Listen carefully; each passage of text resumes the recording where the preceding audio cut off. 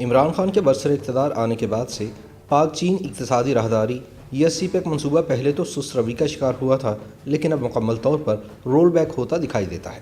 ذرائع کا کہنا ہے کہ سی پیک پروجیکٹ جو کبھی پاکستان کی خوشحالی کی راہ سمجھا جاتا تھا، اب دونوں ممالک کے گلے کی ہڈی بن گیا ہے۔ چنانچہ پچھلے 3 برسوں میں چین پاکستان اقتصادی راہداری پر بہت ہی کم پیش رفت ہوئی ہے۔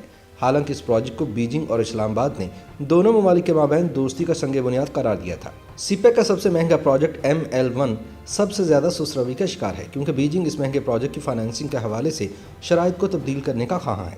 یہ پروجیکٹ $6 ارب سے زیادہ کا ہے، جس کو پاکستان ریلوے کی بحالی کے لیے بہت اہم گردانا جاتا ہے۔ سی پیک پر سست روی نے یہ سوال پیدا کر دیا ہے کہ آیا اس پروجیکٹ کا مستقبل تاریک ہے یا روشن؟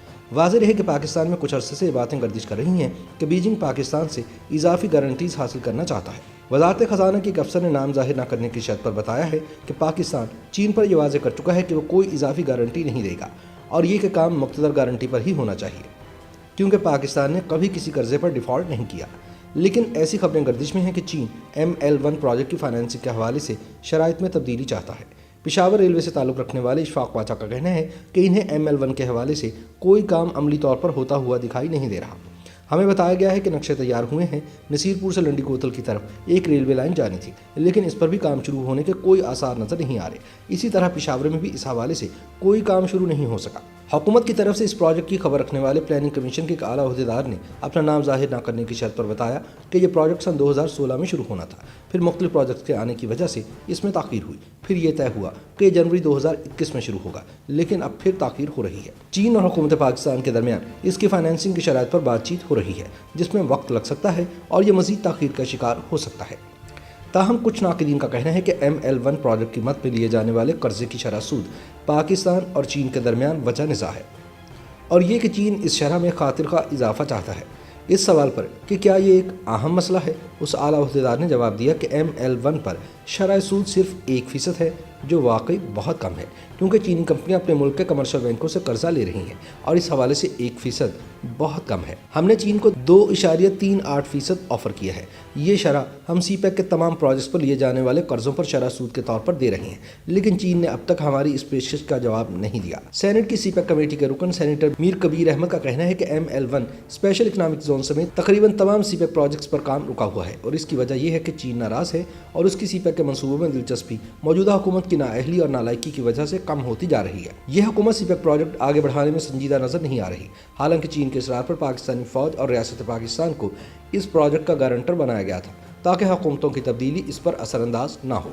سینیٹر کبیر کا کہنا تھا کہ ممکن ہے کہ چین پاکستان سے فائنینسنگ کی شرائط پر بات کر رہا ہو، لیکن پارلیمنٹ اور اس کی کمیٹیوں کو اس بارے میں لا علم رکھا گیا ہے، کیونکہ حکومت نے سی پیک کے حوالے سے کیے جانے والے معاہدوں کو پارلیمنٹ سے چھپایا ہوا ہے، لہٰذا ہمیں اس بارے میں کچھ پتہ نہیں۔ دوسری طرف سینٹ کی سی پیک کمیٹی کے رکن سینیٹر عثمان کاکڑ کا کہنا ہے کہ چین پاکستان کو اب ایک پائی بھی دینے کے لیے تیار نہیں ہے۔ اس حکومت کے 3 برسوں میں چین نے 10 پیسے بھی پاکستان کو نہیں دیے، کیونکہ چین تحریک انصاف حکومت سے سخت ناراض ہے، جس نے آتے ساتھ ہی چینی کمپنیوں پر ملتان کراچی موٹر وے کی تعمیر میں کرپشن کا الزام لگایا تھا۔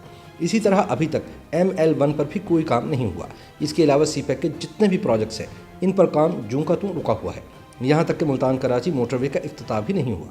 ان کا مزید کہنا تھا کہ سی پیک کا مستقبل تاریک ہے، اور اس کی وجہ یہ نااہل حکومت ہے جس نے چین کو ناراض کیا ہوا ہے۔ ان کا کہنا تھا کہ مغربی روٹ، گوادر پورٹ کے منصوبے اور دیگر تمام پروجیکٹس بھی رکے ہوئے ہیں، اور وجہ صرف اس حکومت کی نااہلی ہے۔ یاد رہے کہ اس وقت سی پیک منصوبے کی باغ ڈور فوج کے ہاتھ میں، جبکہ وفاق نے صوبوں کو ایک طرف کر دیا ہے۔ بیرون ملک اربوں روپے کے اثاثہ اسکینڈل میں ملوث سابق DG ISPR lieutenant general retired Asim Saleem Bajwa کی زیر کمان سی پیک اتھارٹی بنا کر فیصلہ سازی کو سینٹرلائز کر دیا گیا ہے، اور صوبوں کی خود مختاری ختم کی جا رہی ہے، جہاں سی پیک کے اہم ترین منصوبوں پر کام ہونا ہے۔ اس عمل سے سی پیک کا مستقبل اور اس کے ماحولیاتی نتائج مزید غیر واضح ہو گئے ہیں۔ یاد رہے کہ امریکہ نے سرکاری سطح پر بارہا سی پیک پر اعتراضات کیے، کبھی اسے پاکستان کی معیشت کے لیے نقصان دہ قرار دیا، تو کبھی چینی کمپنیوں پر اس کے بہت مہنگا ہونے کے الزامات لگائے گئے۔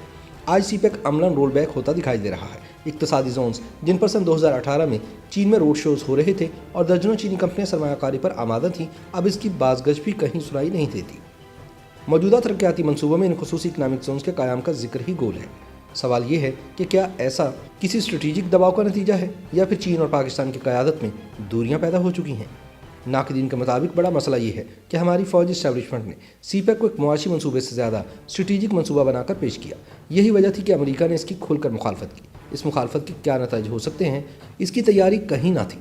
اب حالات یہ ہیں کہ سی پیک کو گیم چینجر قرار دینے والوں کی اپنی گیم ختم ہو چکی ہے۔ سی پیک کے جاری منصوبے التوا کا شکار ہیں اور ان کی لاگت کئی گنا زیادہ بڑھ چکی ہے۔ تو کیا کپتان کی ناکام حکومت یہ بتانا پسند کرے گی کہ یہ اضافی رقم کتنے ارب ڈالرز ہے اور اس اضافی بوجھ کا ذمہ دار کون ہے؟ YouTube پر گوگلی نیوز دیکھنے کے لیے youtube.com کی سرچ بار میں googly news T V type کریں۔ گوگلی نیوز کے پیج پر سرخ رنگ کے سبسکرپشن والے بٹن پر کلک کرنا نہ بھولیے۔ YouTube پیج پر اپلوڈ ہونے والی ویڈیوز سے باخبر رہنے کے لیے بیل آئیکن پر کلک کیجیے۔ آپ کو ہر نئی ویڈیو کے بارے میں نوٹیفیکیشن موصول ہو جائے گا۔